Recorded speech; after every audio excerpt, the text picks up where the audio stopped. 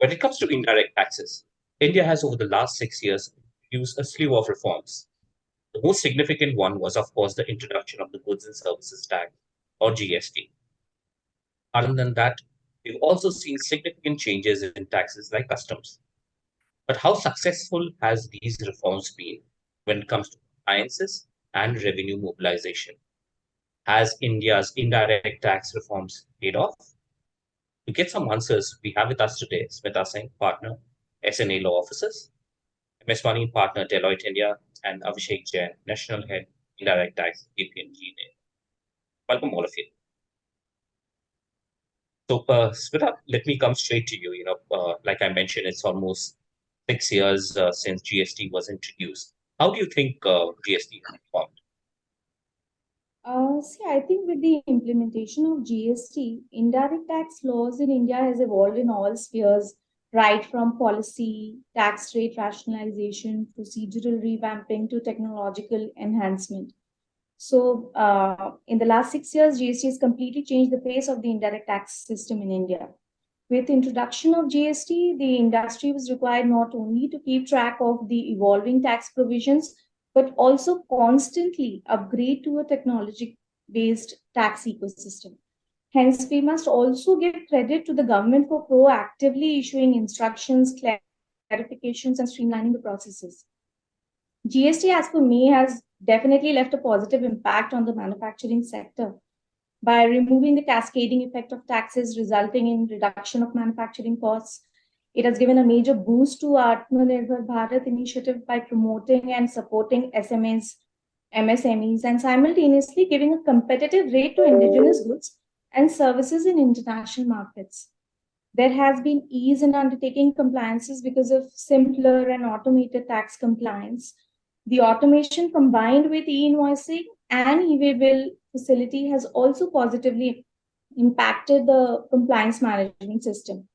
However, we have to end with however. So, however, there are certain issues which require prompt consideration, such as inclusion of petroleum products under the ambit of GST, constitution of GST appellate tribunal, relaxation in availing the ITC on various input and input services which are blocked currently for further boost to the manufacturing sectors.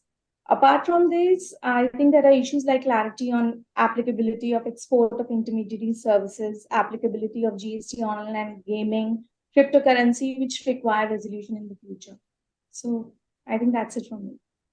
Right. So, Bunny, if I can come to you, 2017 was when GST was introduced. And I remember we did a slew of these webinars and on-ground events trying to figure out what GST was all about. So, 6 years now, do you think the law has settled down? How has it performed?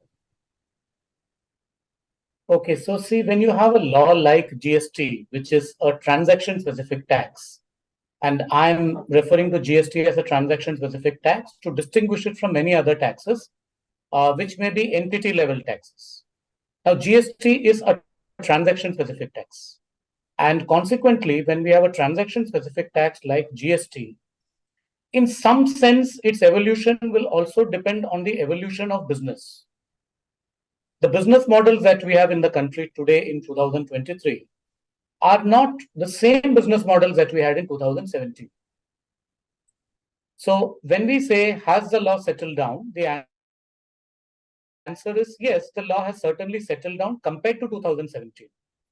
But has it settled down in a manner which makes it very easy to do business?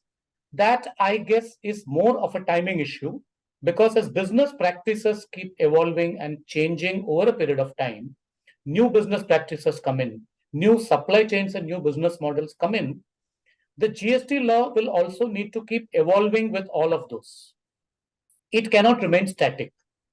Since this is a legislation that needs to be passed by the parliament, making an amendment to GST is not something which we can do, any other day. So as business practices keep changing, as new business models keep coming up, as people go completely reinventing and establishing new supply chains, as the focus areas of the government changes, as more and more B2C and B2B business models, come up, the law will need to keep changing, but at any point of time, it will be paying catch up. And that is what we have seen in the rest of the world also. It is never the case that the GST laws keep changing along with the change in business models. There will always be a time lag between the two, which I guess is largely what we have seen in India also.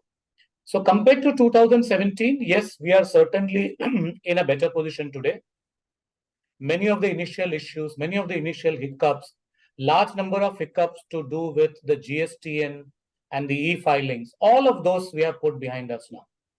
We are now moving ahead. But a new set of issues keep cropping up.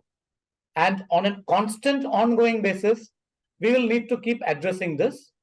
Fortunately, the law itself envisages a body called the GST Council, which is the body where all these changes are discussed and agreed between the center and the states.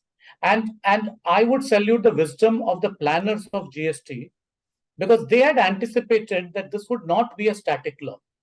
This would be a dynamic and evolving law, and therefore there needed to be a dynamic and evolving body of people who would understand and do that. So keeping that in mind, we are certainly better off compared to where we were in 2017.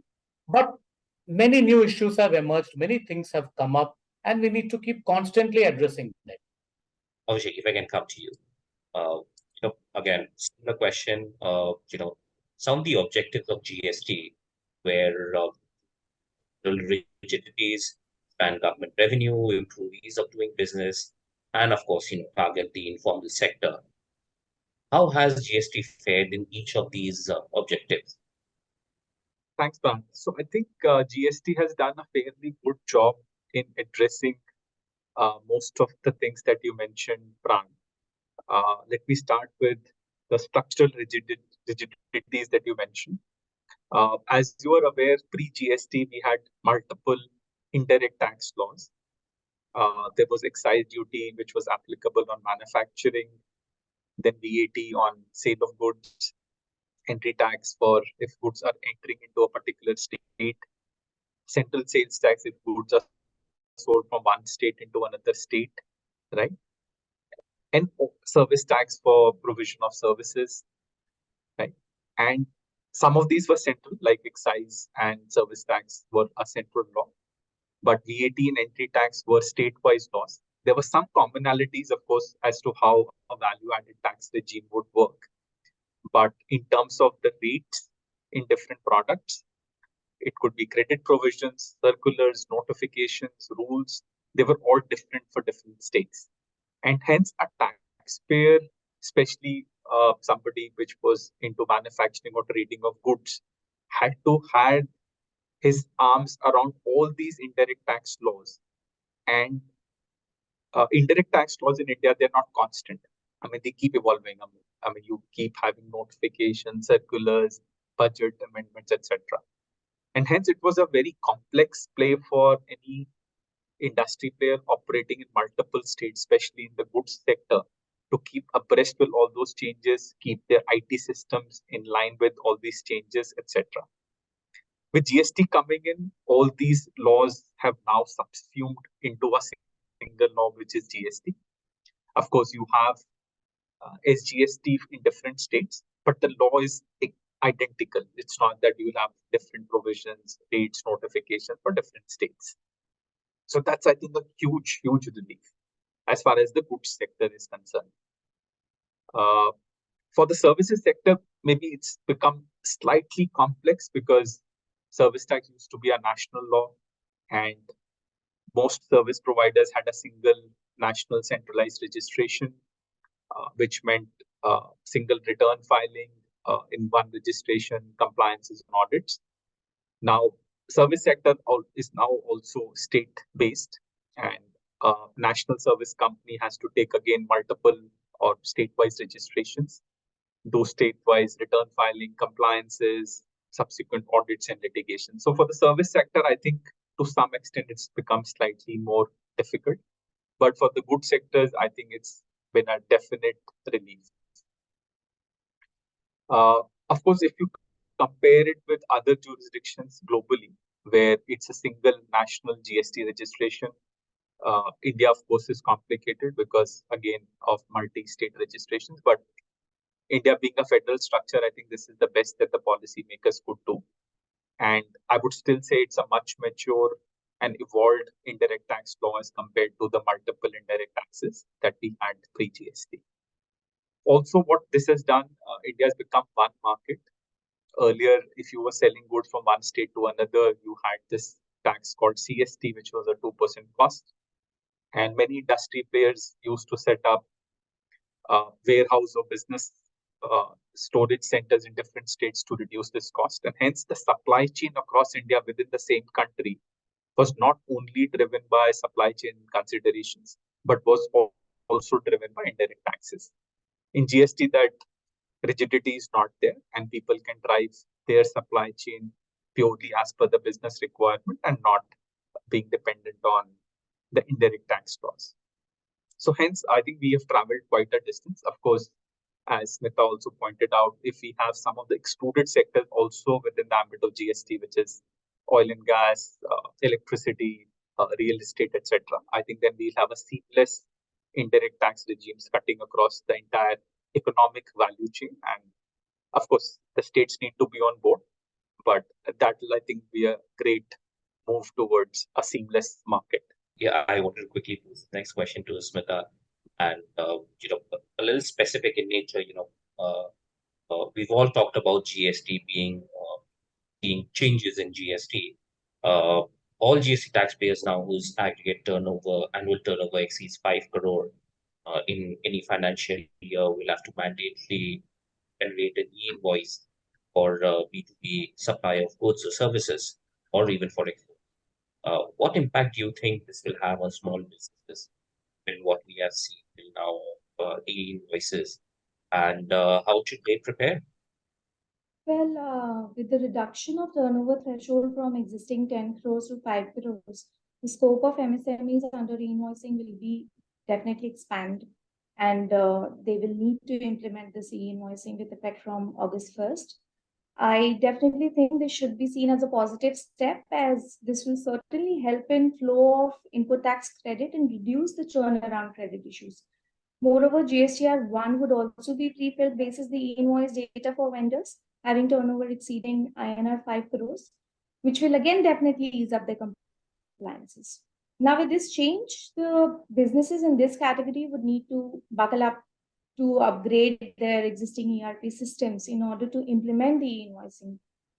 Few important steps that should be completed before the effective date includes obviously registration on GST invoicing portal, complete testing in the sandbox environment on the GST invoicing portal, remodeling the billing or ERP system to align with the e-invoicing scheme and format, ensuring that their invoicing system is capturing all the mandatory data required to generate e-invoice, and most importantly, providing adequate training to concerned staff on e-invoicing system.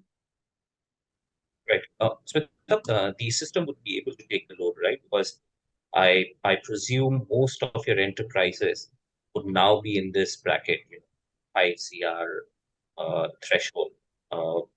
Given what we've seen with the GST network, do you think we'll be able to handle the transactions?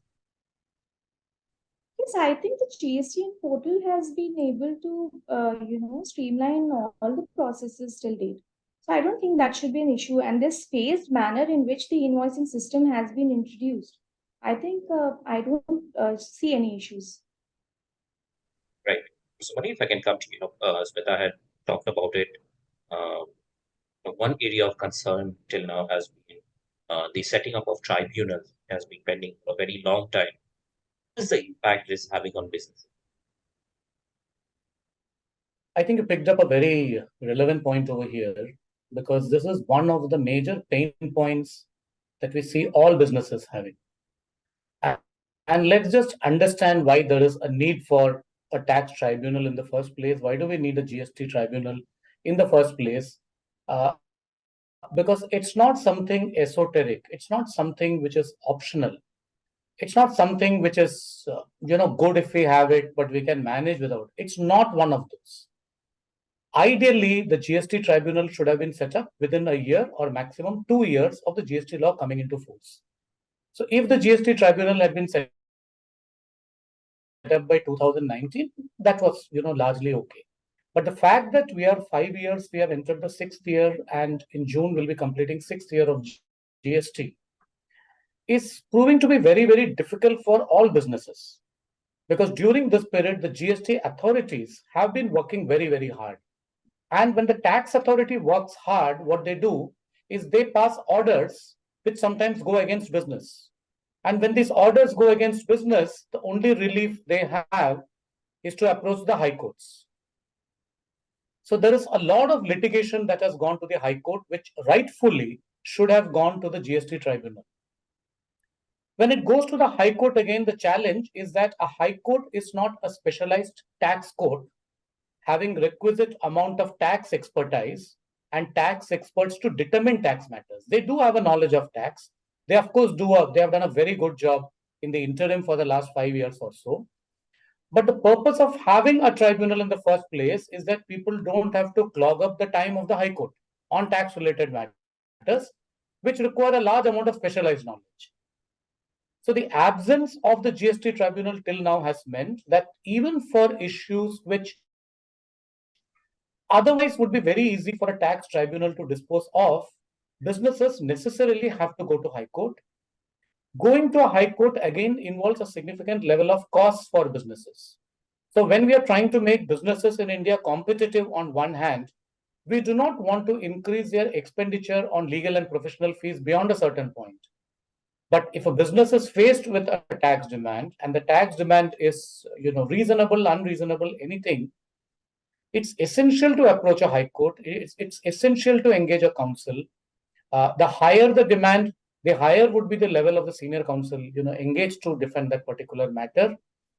All these have entailed a large amount of business time and business cost being spent on something which possibly to some extent was avoidable. So I can understand that a GST tribunal cannot start on day zero. That's understood. And on day zero, there was no need as well, because the law had to be introduced, then the law had to be enforced, then tax authorities had to understand, they had to start passing orders or rulings. That took a period of 2 years or so. But as we approach the 6th year, the expectation is that we will have tribunals in all the places, very, very quickly. People won't need to travel very long distances to seek relief from a tribunal. That was one of the pain points that businesses has had during the earlier regime of excise and service tax, where the excise and service tax benches were located only in certain cities. So people in the hinterland had to travel very long distances for a hearing of a case. So with the GST tribunal, the expectation is that it would be more broad-based. They have already said that there is a facility available for an electronic, submission and an electronic hearing and a virtual hearing. If all of these get introduced very quickly, I think business as a whole will be very, very relieved. If anyone wants to add anything. Yeah, Pran, I would just want to supplement what Mani just said. I think, see, GST is a new law, and some of the tax GST positions on the evolving business transactions and structures will be tested for the first time, right? And any new law, it takes time for positions to settle down, right? Some of these will go in favor of the taxpayers, whereas some of these can go against the taxpayers also. And wherever a tax position goes against a taxpayer, mind you, the taxpayer has to pay that tax along with interest. Penalty, of course, may or may not be there, but interest is the natural outcome of any tax payment if the decision goes against the taxpayer. Now, in this context, it is very, very important that the taxpayers get timely adjudication or resolution of these tax-related disputes, right? Because the more you delay it, the interest increases. Suppose a tax dispute gets settled after 10 years, right? Against the taxpayer will have to pay interest for 10 years.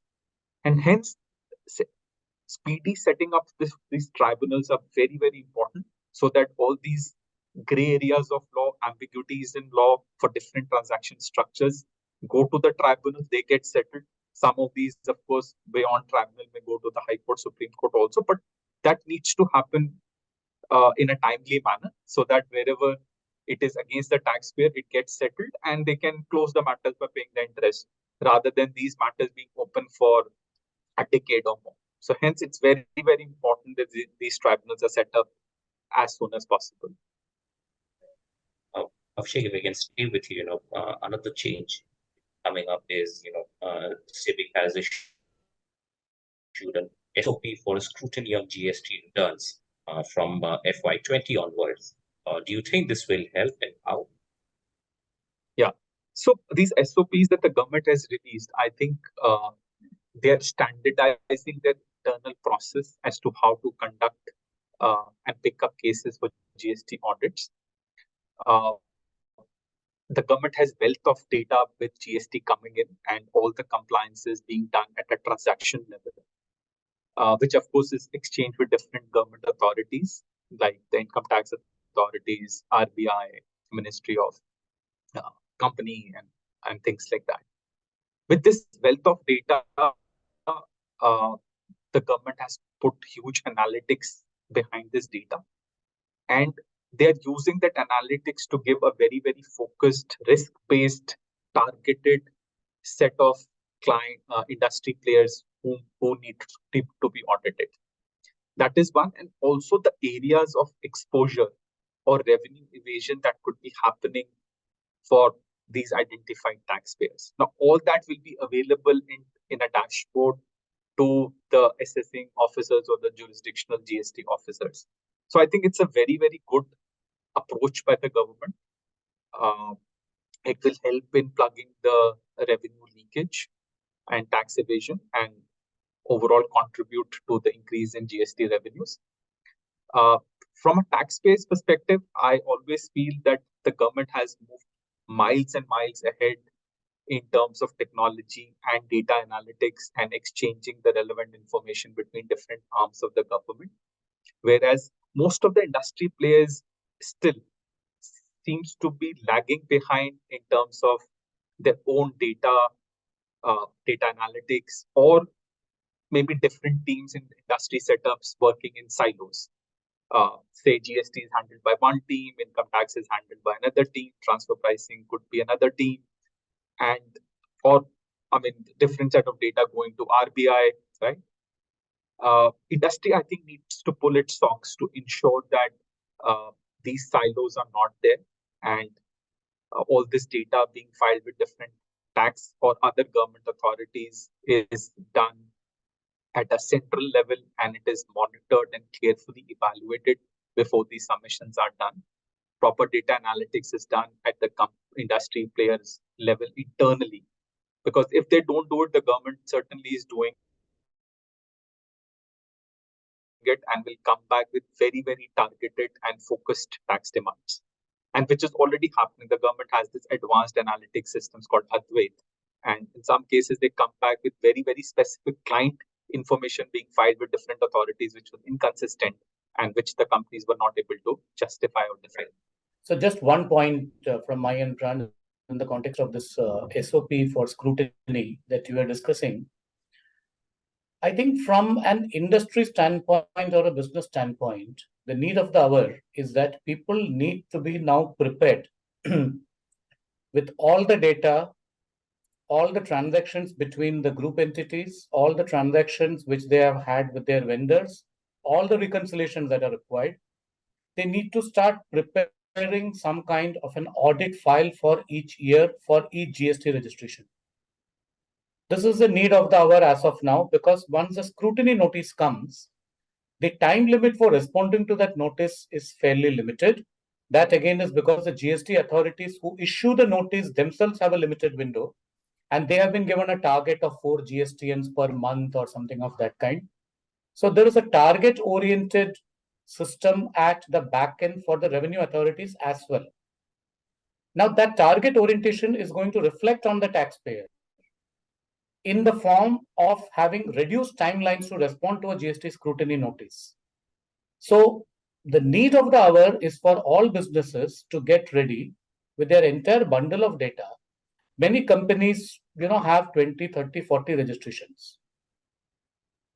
Some companies have multiple registrations even in the same states. So the number of registrations is not restricted to the number of states. businesses which have got multiple profit centers or verticals or businesses, even within the same state, will have 5 or 6 registrations.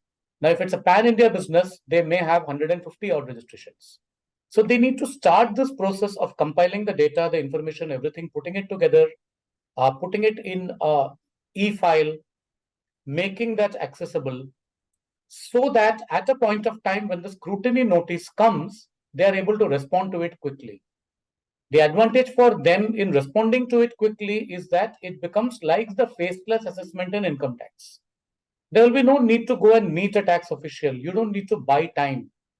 You don't need to go and plead for extra time. You don't need to say, I'm not ready with the information or the reconciliation. You're ready with everything. And the moment you're ready with everything, the moment you get a notice, you need to respond. So to me, the fact that the SOP has been issued is actually a very good early warning signal, like what we get from the Met Office when there is a storm that is expected. It's like an early warning signal to businesses to say, please keep things ready. The GST scrutiny storm might hit you at any point of time. Yellow alert. Right.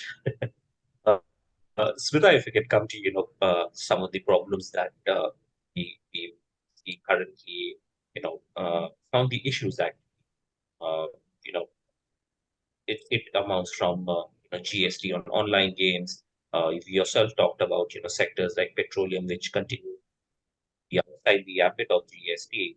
Uh, and then there are many other issues as well. What are some of the issues that you think needs to be addressed on an urgent basis? And something like obviously petroleum, which has been out of GST for a good 6 years now. Is it time to get that on board? Well, there have numerous ambiguities that the industries are facing in determining the correct rate of tax on certain goods and services. I'm starting with your question on online gaming. So, and the primary reason for such ambiguity revolves around the classification disputes, right from milk to pizza toppings to gaming. Now, presently, online gaming industry relies on the Supreme Court decision in the case of K.R. Lakshmanan and classifies online gaming in two categories: game of skills and game of chance. For betting, a specific heading 9996 provides for GST rate of 28%. However, for online gaming involving application of skills, there have been arguments that it should not be classified as betting and gambling. And game of chance instead, the tax rate levy should be 18%. In fact, during the 48th GST Council meeting also, it was expected that the government would come up with one GST rate on the online gaming.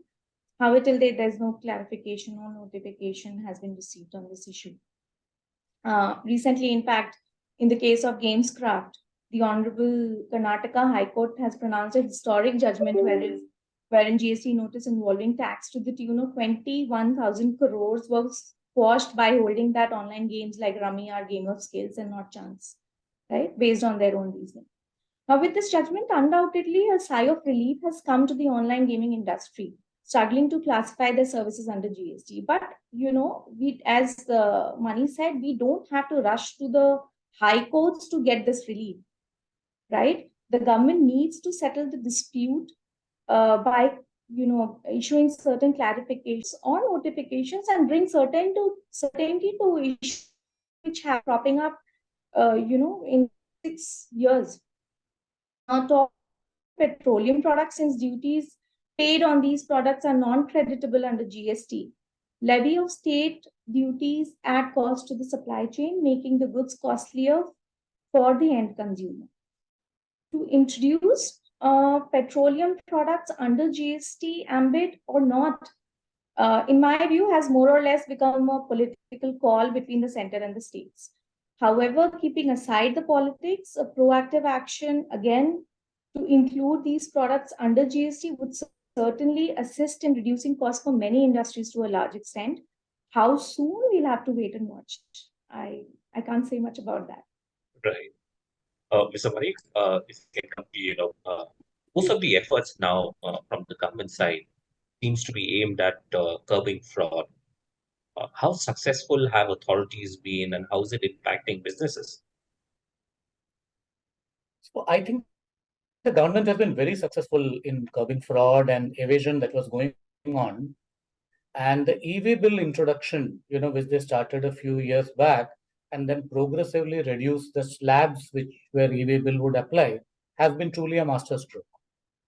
There has been one very big reason why GST frauds and evasion has dropped significantly. This is also evidenced by the growing GST collections that we have seen month on month. In fact, I have seen that in many cases, as the e-way bill threshold has come down, the GST collections have gone up. There is a positive correlation between the two over the last 1.5 years or so. So various ways, in addition to the e-way bill, they have been relying upon data analytics big time in order to curb fraud. And to me, the largest advantage that the GSTN has got is while in a normal transaction, any business which is a seller would only look at the sales side of the transaction. And another person who would be the buyer would be looking at the buy side of the transaction. GSTN is one of those few, I would say, rare bodies which looks at both the sales side and the buy side of the same transaction, and they can do it real time online. Now, that to my mind gives them a fantastic treasure trove of data, which they can tweak in various ways. They can filter the data to suit various parameters. They can apply various analytics using that data, and they have been putting all of this to good use. So many of the data mismatches that they have observed has led to detection of fraud. So in various cases, we have also seen round tripping where a set of entities bill each other with no underlying supply of goods or services. This has also been detected by the GSTN using all their fraud analytic tools. So evasion has come down to a very large extent. I would say conscious evasion or deliberate evasion would be very negligible now. Where there is possibly a need for the GSTN, the GST authorities, and everyone to distinguish is there could be cases where there is an inadvertent omission. Unfortunately, we have not built anything to make a distinction between what is an inadvertent omission and what is a deliberate omission. So when you have a business which makes an inadvertent omission to do something, they get treated in the same manner as if it was a willful omission. This distinction needs to come out in some of the GST analytical tools. It can also come in by evaluating the taxpayer's history, which is available with them. Because if someone has been paying the right amount of taxes and has been filing the returns in time for 48 months, in the 49th month, the person can't suddenly perpetrate a fraud. And then 50th month, the person comes back and says that, look, I'm back to normal. It doesn't happen. So using some filters or using some analytics, it is necessary to distinguish between willful omission and deliberate omission. That is where there is a room for improvement now. But fraud overall or GST willful evasion overall has come down very significantly compared to the past. Abhishek, the money talked about it. One figure that we get every month, beginning of the month, is the GST and collection. We've generally seen over the last few months that we're seeing 11 to 12% growth year on year. But do you think that is enough? Has GST been able to widen that tax base? And is the growth in GST and collection in commensurate with the growth of the economy? Yeah. So I think multiple points. One is that if you look at the registered tax base for GST, which was roughly about 70 lakh taxpayers in 2017 when GST was introduced, has gone up to about 1.4 crores, right? So the tax base has doubled in the last 5 to 6 years. I think that's a fundamental achievement of doubling the tax base itself. Second, GST being input tax credit driven, right? It's a self-policing mechanism. So suppose I'm a buyer, I'm purchasing goods from a vendor A. Now, as per the GST law, technically speaking, I, as a buyer, will get the GST credit or a set off or input tax credit, as it is called, only if my vendor has paid the GST, right? If the vendor has not paid GST, the government, as per the law, can come and seek to deny the credit or the ITC in my hands. Now, what it does is that, and all of these compliances are online, right? So I can see whether my vendor has uploaded the invoice that he is issued to me in the GST portal and whether he has paid the tax or not. Now, what it does is that it acts as a self-policing mechanism.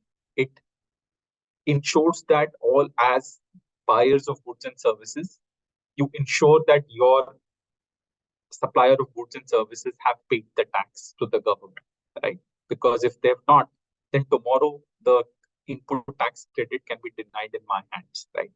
So that itself, I think, has worked beautifully in expanding the tax space, in businesses themselves ensuring that their supply chain is sort of part of the GST regime and are paying the adequate taxes. I think one area of improvement possibly is the B2C transactions where the credit is not available. And also that data is uploaded in the government GST portal at an aggregate level, right? So suppose I'm a restaurant, I'm serving, say, 100 customers in a day. Over the monthly period, whatever is the data that gets uploaded on an aggregate basis, and it's difficult for a customer to check or the government to check whether each and every invoice has been reported by this particular taxpayer or not.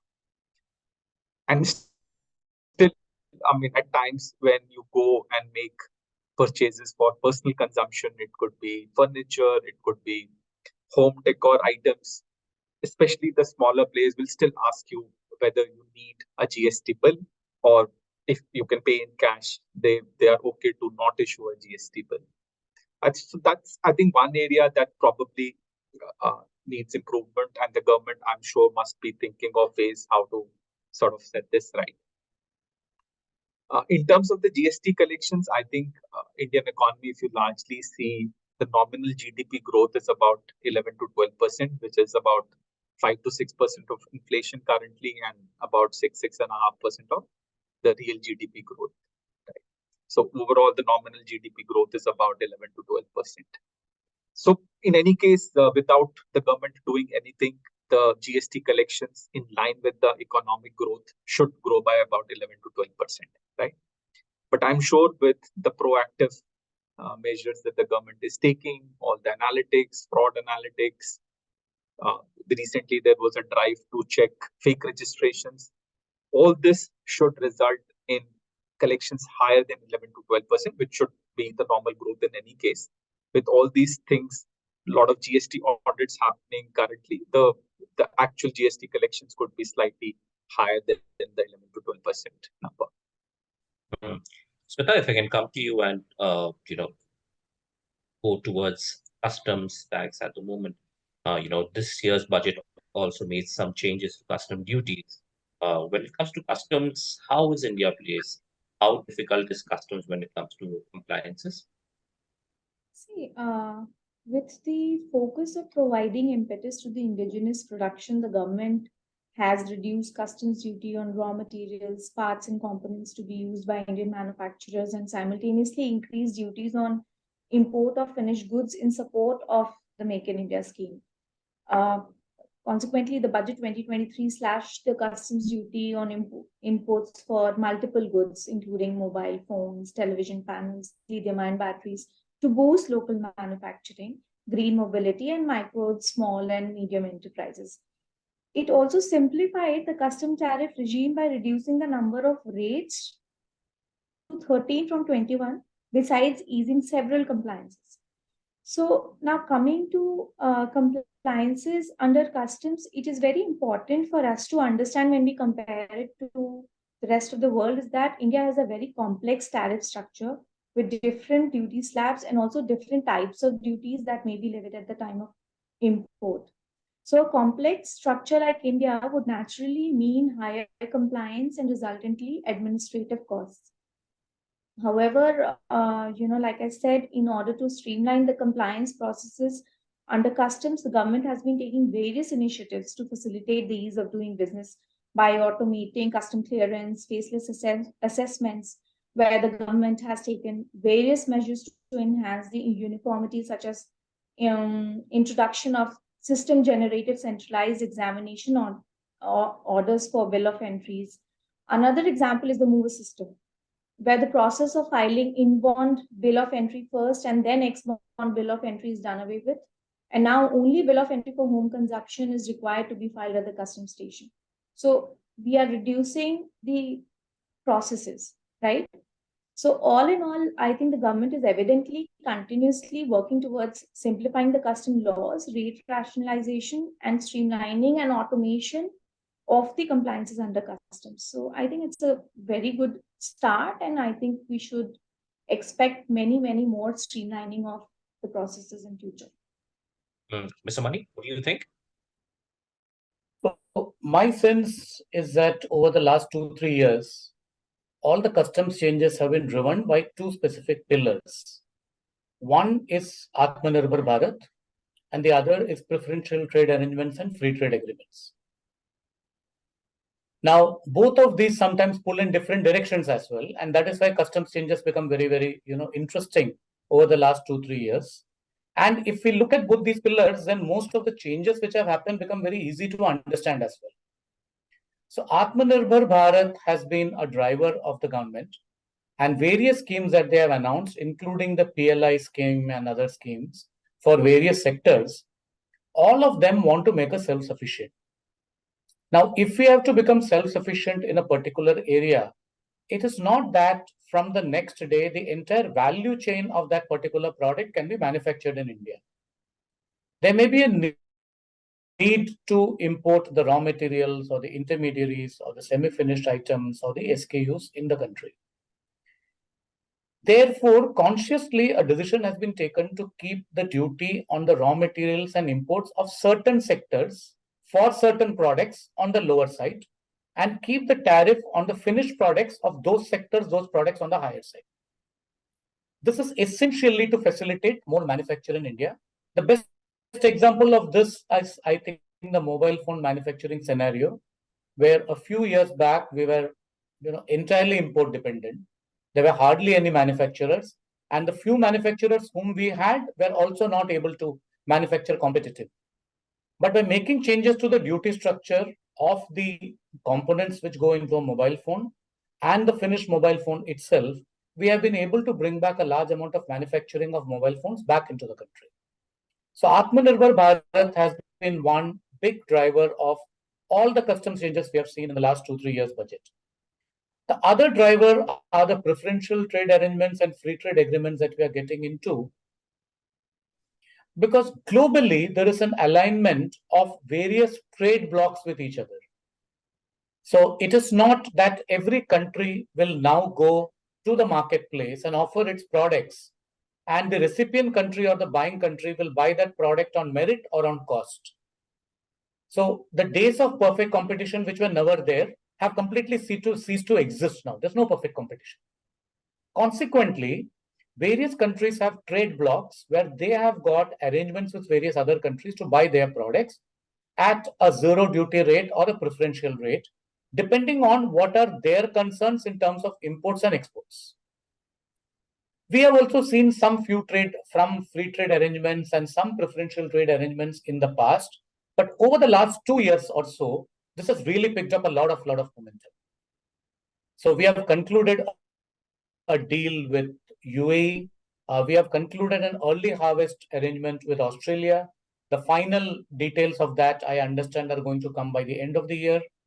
We are in discussion with the EU for a free trade agreement. We are in discussion with the UK, where it is at an advanced stage. So over a period of time, it is the free trade arrangements which are going to protect a country's economic interest by ensuring that the imports of certain categories of goods that are essential for that country come at a lower rate of duty, and the goods which would harm the domestic industry come at a higher rate of duty. And the free trade arrangement is a very good, non-controversial, a non-challengeable way of doing it. Because if any of these arrangements gets done by a country in its entirety on its own, it can be challenged at the WTO. Right. But when you do it on a bilateral trade arrangement basis, it's an arrangement between two countries, and therefore the trade arrangement between two countries cannot be challenged at WTO by anyone excepting those two countries themselves. Who would never do that in the first place. So if we look at both of these events, Atmanirbhar Bharat on one side and free trade and preferential trade arrangements on the other side, that gives a complete perspective in terms of the customs changes that we have seen. Obviously, the facilitation of customs has improved significantly. It's far easier to import goods into India today. It's far easier to export goods from India compared to the scenario 3 or 4 years back. There is a lot of work that has happened there. It's definitely easier to do that. But there again, are we at par with international standards? Are we coming even close to the time it takes in the US or in the EU to import goods or export goods? We are a little far away from there. But since we have started, I'm hopeful over the next few years we'll certainly get there as well. So in that sense, indirect taxes now can be used as a tool to, drive programs like Make in India and also trade, right? Exactly. Right. So we're completely running out of time. So last question, Abhishek, to you would be, again, since we're talking about customs, European Union has, reportedly said they will impose retaliatory tariffs on India if India does not, abide by the WTO ruling and do away with custom duties on electronic goods like smartphones. What are your views on that? And how do you think this should be handled? So I think a couple of things. One, I think as Smita and Mani said, in the last couple of years, there has been a fundamental shift in the customs policy of India, where to promote Atmanirbhar Bharat or Make in India, they have consciously increased customs duty on finished goods, where the foreign manufacturers or the Indian manufacturers can do the actual manufacturing in India, because India is a big domestic consumption market, and India wants people, if they're importing finished goods in India, India wants it to pay a price, which is the customs duty, or you come and manufacture in India and be part of the Indian manufacturing system. As far as the mobile phones are concerned, the dispute is whether these are part of the ITA agreement that India is a signatory, as per which all the ITA-enabled goods need to be at a zero basic customs duty. India's stand is that it's not covered as, or these are not goods which qualify as ITA goods, and hence India is free to impose a customs duty, which I think currently is about 20%.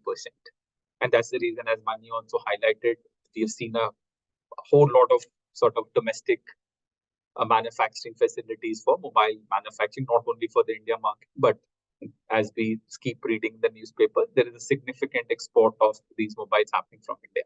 Now, it's a technical issue. Of course, the first level ruling of the WTO panel is against India, but India has a right to appeal.